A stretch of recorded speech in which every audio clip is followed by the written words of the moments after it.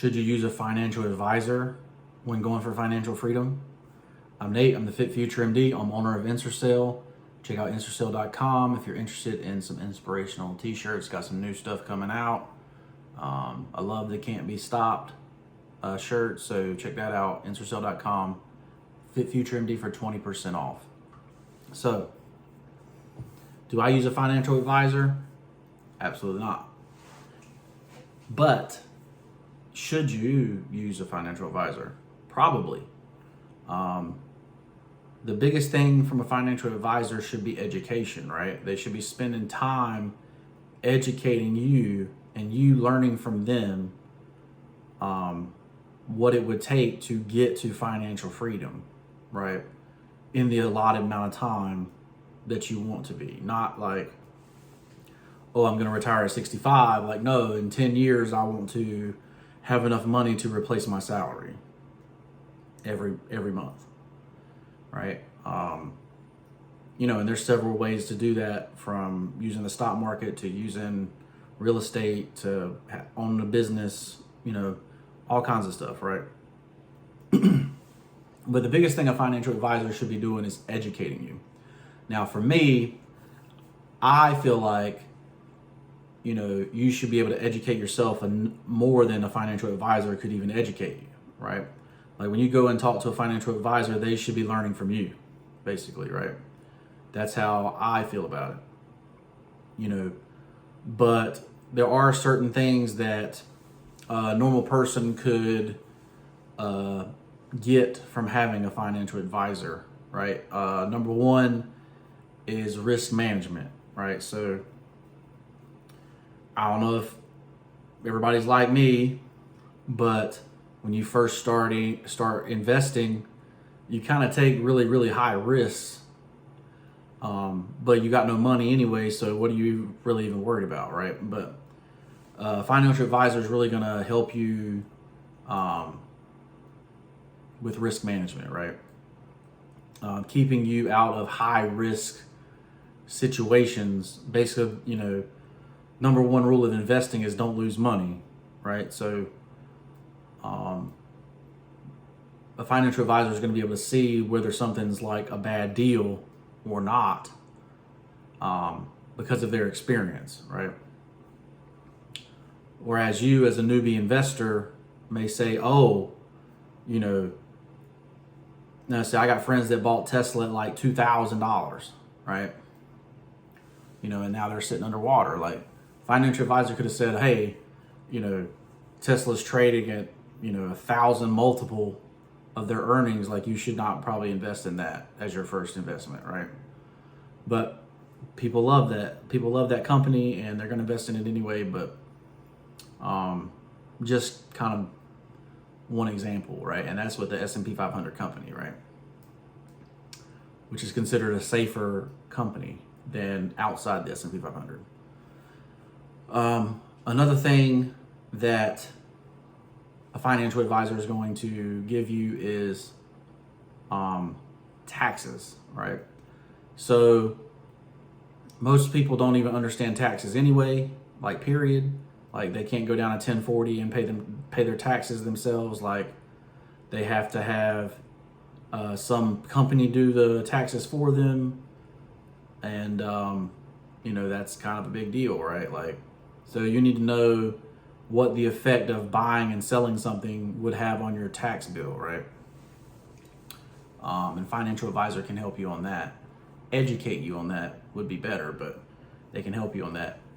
And the biggest thing that financial advisors give people is time savings, right?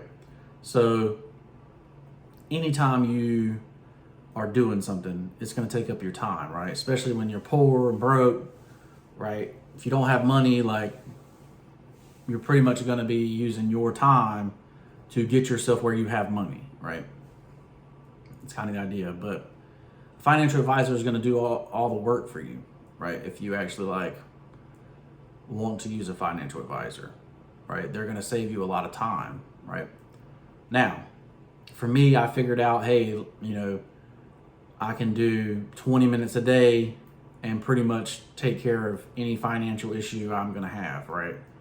every once in a while, I might get up to an hour a day, right? To handle financial issues, right? The biggest one is like sales tax for my business, right? Pain in the ass. But especially if you've ever vend or anything like that with t-shirts, like sales tax is a pain in the ass. You know, you got thousands and thousands and thousands of, you get thousands of sales, and you got to go down the line and make sure that each one actually had the appropriate sales tax. Like, it's a pain in the butt. But a lot of people will hire an accountant or some kind of bookkeeper to do all that kind of stuff, right? But financial advisor is going to save you time as far as when it comes to investing, right? Now, like I said, I believe that you should be able to educate yourself well enough to be equivalent to the financial advisor, right? So does that mean, you find a Series 7 course and read it and learn? Absolutely, right? You want to do the best you can to educate yourself, right? And to come from a position of power, not a position of ignorance, right?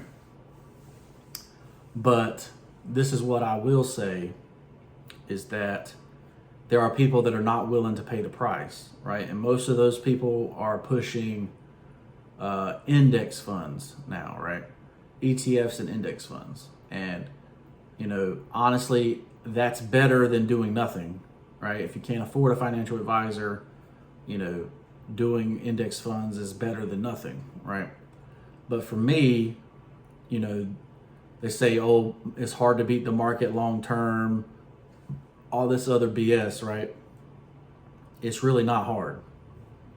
Let's say you go look at these funds and you see what their top 10 is, you're probably going to beat the market with just buying their top 10. Now, I have my own long-term investing list, right, for the stock market. Obviously, a big portion of retiring early is real estate, especially if you are doing it quickly. Real estate is going to be a big deal for you. It's obviously very hard, or it's harder with higher interest rates to get a hold of real estate now, and prices are higher. But that doesn't mean you can't find a good deal out there, right? So you have to go educate yourself on what's a good deal. Bigger Pockets has a good book on that. Who else? McElroy has a good book on that. So, and then you have to figure out, hey, do I want to actually be a person that, and this is what most people lean towards, right? I say, I'm gonna live in a house for 2 years, and then I'm gonna sell it. I'm gonna take a portion, I'm gonna go into the next house, I'll live in it for 2 years, and I'm gonna sell it. And you do that 5 times, and you're probably gonna make $1 million from equity in those homes, right? Especially if you buy it where it needs to be painted, it needs some flooring, you need some repairs, and you have the skill to do those repairs, then, that's when you get like big returns, right? Because, you throw up 10 grand for, just say, $150,000.